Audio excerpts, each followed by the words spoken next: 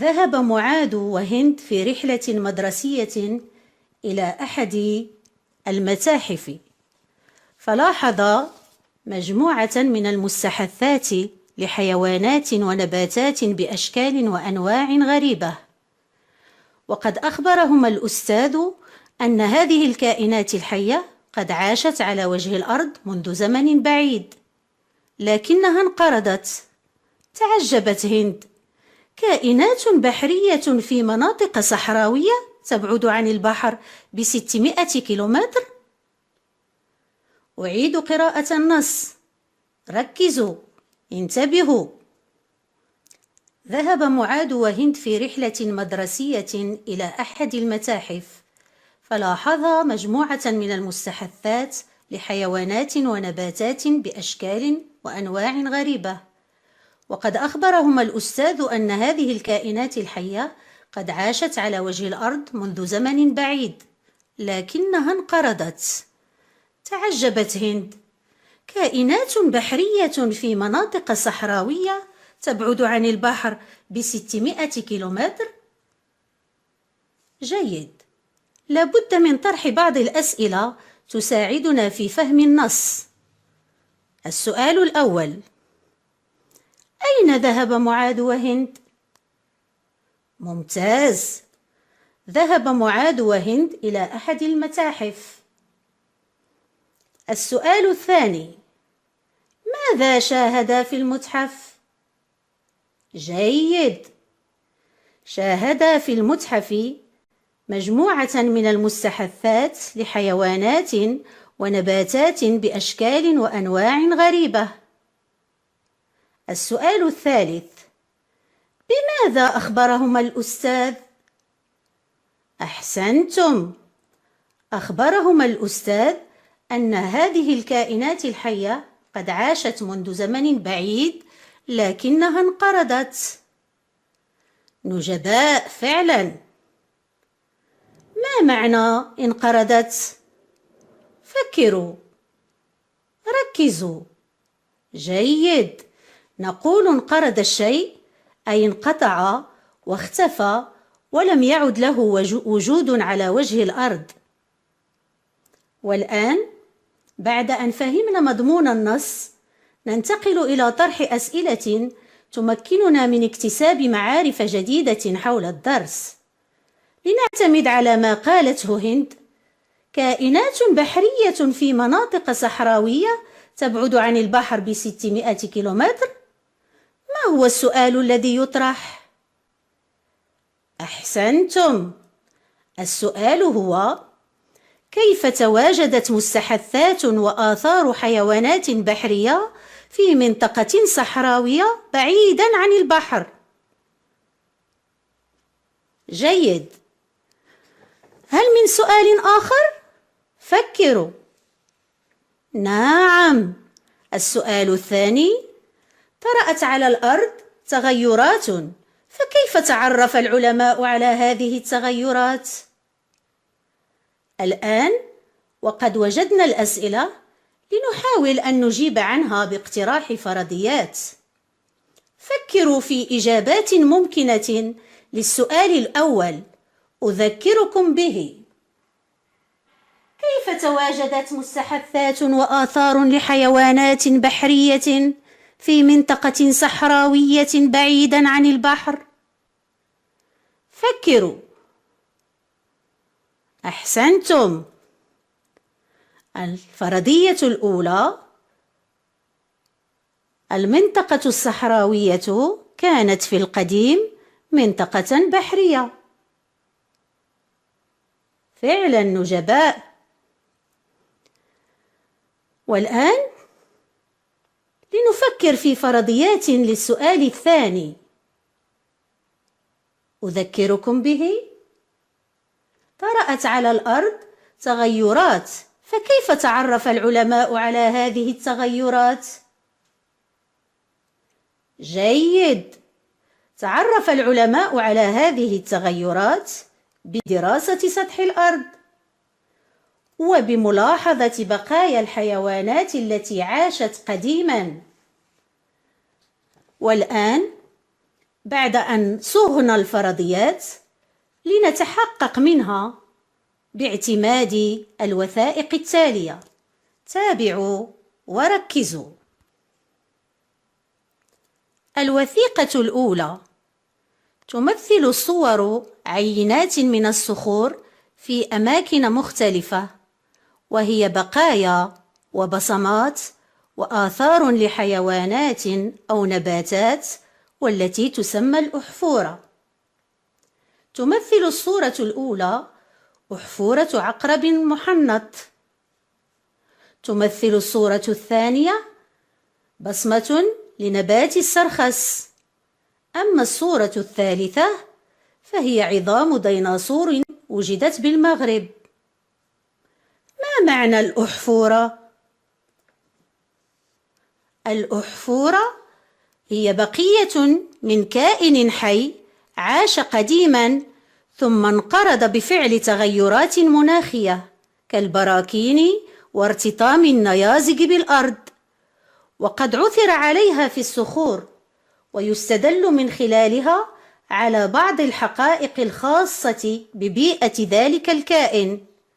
فوجود أصداف وأسماك في جبل يدل على أن هذا الجبل كان مغمورا بالماء قديما، وهي تخبرنا عن التحولات التي طرأت على كوكب الأرض. من خلال هذه الوثيقة يتبين لنا أن هناك حيوانات ونباتات عاشت قديما وانقرضت، فوجد العلماء آثارها في الصخور، وهي تدل على التغيرات التي حدثت على الأرض. لننتقل إلى دراسة الوثيقة الثانية، عنوانها تشكل الفوسفات. يتشكل الفوسفات من خلال الكائنات البحرية النافقة أي الميتة كالأسماك والقوقعات في قعر البحار والمحيطات، حيث تكونت بعد مرور زمن طويل طبقات من الفوسفات يمكن استغلالها بعد تراجع البحر. نفهم من الوثيقة أن الفوسفات من المعادن الباطنية التي تستخرج من اليابسة، وما هو إلا بقايا حيوانات بحرية تراكمت بعد نفوقها في قعر البحر. إذن المنطقة الغنية اليوم بالفوسفات كانت منطقة بحرية في القديم. كل هذا عزيزاتي أعزائي يجعلنا نستنتج. الأحافير أو المستحثات هي بقايا أو قوالب أو بصمات أو آثار لكائنات حية قديمة، تفيد دراستها في معرفة التغيرات التي طرأت على سطح كوكبنا الأرض. فمثلا مستحثات الكائنات البحرية تبين أن المنطقة البرية التي وجدت فيها كانت في القديم منطقة بحرية تراجع عنها البحر.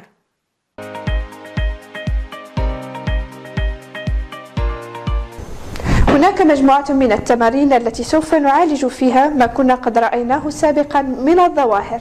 انتبهوا معي. أقرأ النص وأضبطه بالشكل التالي. نعم، كانت حقوق الطفل مهضومة في كثير من الدول، لأن الأطفال فيها محرومون من التعليم ومن الرعاية الصحية، بل إن الأطفال يقومون بأعمال شاقة في مصانع تلك الدول بدل الذهاب إلى المدارس.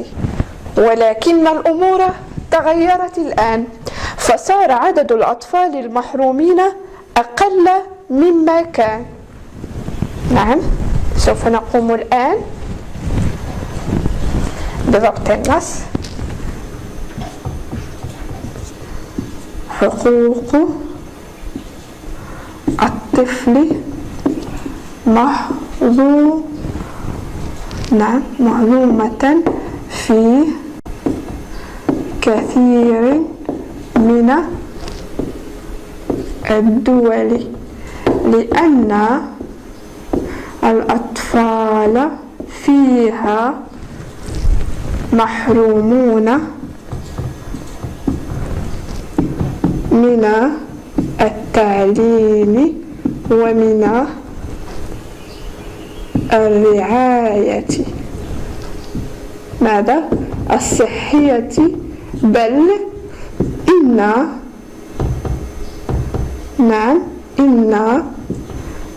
الأطفال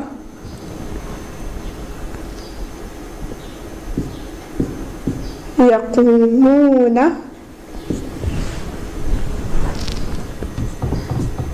بأعمال شاقة في مصانع تلك الدول بدل الذهاب إلى المدارس، ولكن ماذا؟ الأمور تغيرت الآن، فصار عدد الأطفال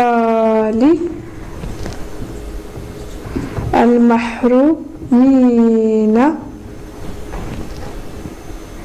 أقل مما كان. إذن كانت حقوق الطفل مهضومة في كثير من الدول لأن الأطفال فيها محرومون من التعليم ومن الرعاية الصحية، بل إن الأطفال يقومون بأعمال شاقة في مصانع تلك الدول بدل الذهاب إلى المدارس، ولكن الأمور تغيرت الآن، فصار عدد الأطفال المحرومين أقل مما كان. الآن سوف نمر إلى ماذا؟ إلى أسئلة الفهم. فمن يخبرني؟ من يعطي عنوانا مناسبا للنص؟ تفضلي. أحسنت، حقوق الطفل. نعم، ماذا أيضا؟ الأطفال. أحسنت. الآن نمر إلى السؤال الموالي. كيف كانت حقوق الأطفال فيما مضى؟ كيف كانت حقوق الأطفال فيما مضى؟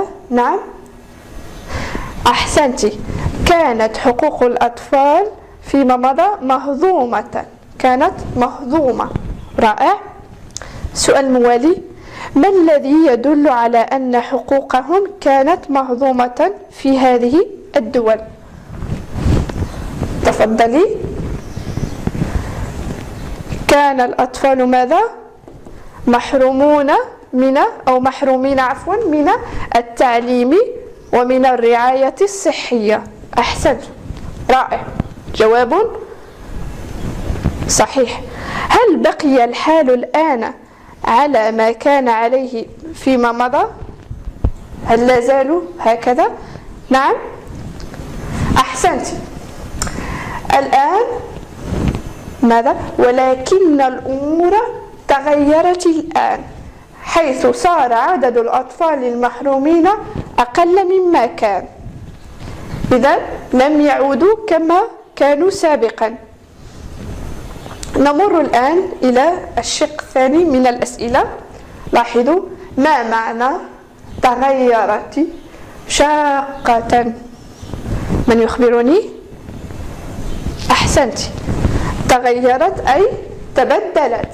نعم، تفضلي. تغيرت، تحولت. أحسنت. إذن نمر إلى شاقة. نعم، متعبة. رائع، أحسنت. ماذا؟ نعم صعبة. أحسنت. إذا شاقة، صعبة، متعبة، تغيرت، تبدلت وتحولت. الآن انتبهوا معي جيدا. أضع سطرا أحمرا تحت النواسخ الفعلية، وسطرا أخضر تحت النواسخ الحرفية، وسطرا أزرق تحت أسماء الإشارة. إذن نأخذ قلما أحمر. ماذا نفعل؟ أسطر بالأحمر تحت النواسخ الفعلية. أين توجد؟ تفضل. أحسنت. كان. إذن ماذا أيضا؟ محرومون من التعليم من الرعاية الصحية، بل إن الأطفال يقومون بأعمال شاقة في مصانع تلك الدول بدل الذهاب إلى المدارس. الأمور تغيرت الآن فصارت. نعم أحسنتم. فصارت. صار. مما كان. أحسنتم. كان. الآن نمر إلى المرحلة الثانية والتي تقول وسطر بالأخضر ماذا؟ تحت النواسخ الحرفية. النواسخ الحرفية نعم. أن. ماذا أيضا؟ أنت. إن. أحسنت. هل بقيت؟ نعم. لكن. أحسنت. رائع. إذن نسطر بالأزرق الآن ماذا؟ أسماء الإشارة. هل يوجد هنا أسماء الإشارة؟ نعم أحسنت. تلك. إذن تلك اسم إشارة، لأن أو أن وإن ولكن هي ماذا؟ نواسخ حرفية. نعم. كان. ماذا أيضا؟ صارت أي صار. كان ماذا؟ نواسخ فعلية. أحسنتم. نمر الآن إلى أملأ بحروف العطف ما يلي. كنا رأينا حروف العطف، من يذكرني بها؟ نعم. الواو. ماذا أيضا؟ الفاء. ماذا أيضا؟ تفضل. ثم. أحسنتم. أو ثم. من ثم. دخلنا. من يقرأ؟ تفضلي. دخلنا صالة العرض. ساد الظلام. عم الصمت. رحنا نتتبع أحداث الشريط. نعم من يجيب؟ تفضل. ساد. دخلنا صالة العرض فساد. أحسنتم. فساد الظلام. نعم رائع. وعم الصمت.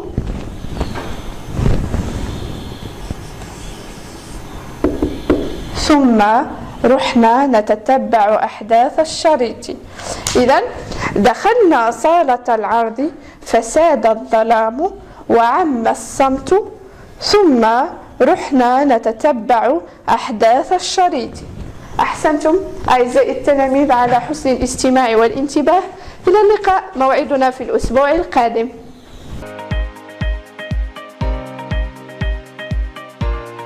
Bonjour chers élèves, notre cours pour aujourd'hui sera au niveau de la conjugaison et précisément la leçon du passé composé de l'indicatif avec l'auxiliaire avoir. Donc tout d'abord nous allons lire ensemble le texte support. Suivez-moi. J'ai vu mon papa et ma maman. J'ai sauté dans les bras de ma maman et puis dans ceux de mon papa. Ils ont dit que j'ai grandi. Moi, j'ai commencé à leur raconter mes vacances. Donc de prime abord, nous allons relever tous les verbes conjugués dans ce texte. Ça veut dire qu'ils ne sont pas à l'infinitif. Donc nous avons tout d'abord le verbe, nous avons ici j'ai vu, j'ai sauté, ils ont dit, j'ai grandi, j'ai commencé. Donc, méfiez-vous ici qu'il y a le verbe raconter qui est à l'infinitif. Deuxièmement, nous allons dire de combien de parties ces verbes conjugués sont-ils constitués. Donc, regardez avec moi, nous avons j'ai vu, il y a et, j'ai, donc et, plus vu. J'ai sauté, de même, et, plus sauté. Ils ont dit, nous avons en, plus dit. Donc, j'ai grandi et plus grandi. Et finalement, j'ai commencé et plus commencé. Deuxièmement, nous allons transformer ces phrases à l'infinitif. Nous allons commencer par j'ai vu.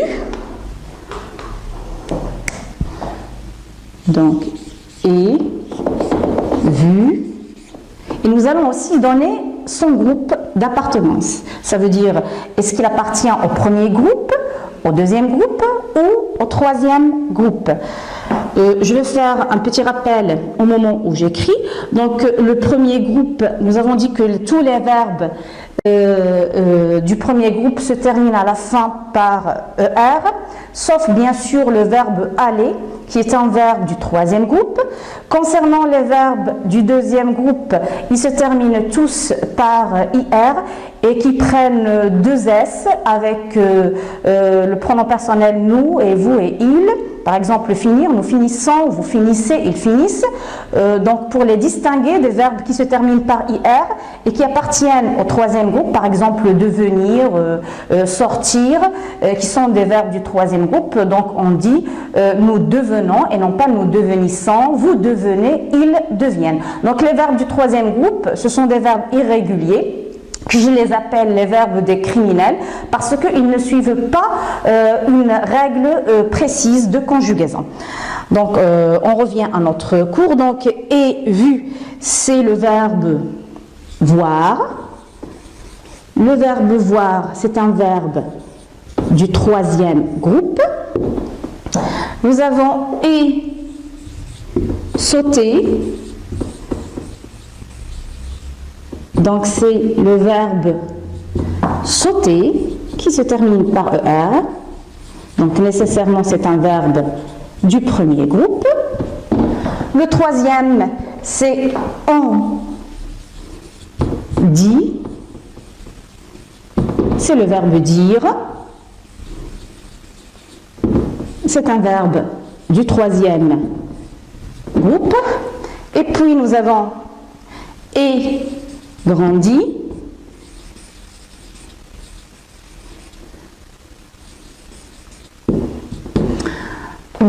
Donc je reviens à la ligne. C'est le verbe grandir.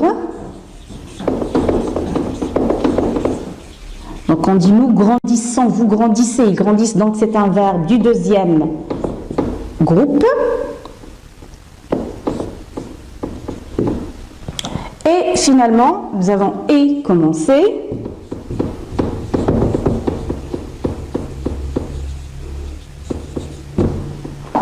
C'est le verbe commencer du premier groupe, il se termine par ER à la fin.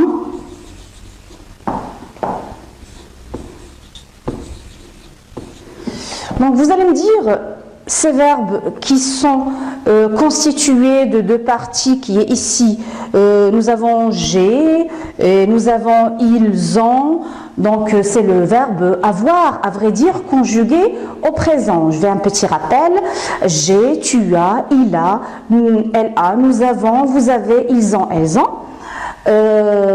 en combinaison avec le participe passé de chaque verbe. Donc vu, c'est le participe passé du verbe voir.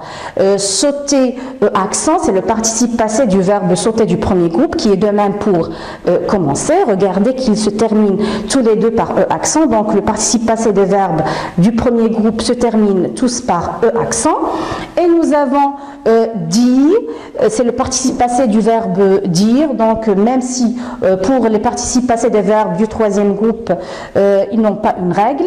Et grandir, c'est le participe passé du verbe du deuxième groupe grandir, qui, en règle, ils se terminent tous par i. Donc ce temps qui est combiné de deux parties, le présent du verbe avoir plus le participe passé d'un verbe, c'est le passé composé de l'indicatif avec l'auxiliaire avoir. Donc le passé composé, c'est le verbe qui indique une action qui est achevée et qui est finie dans le temps. Donc on va passer maintenant pour la règle que nous allons lire ensemble.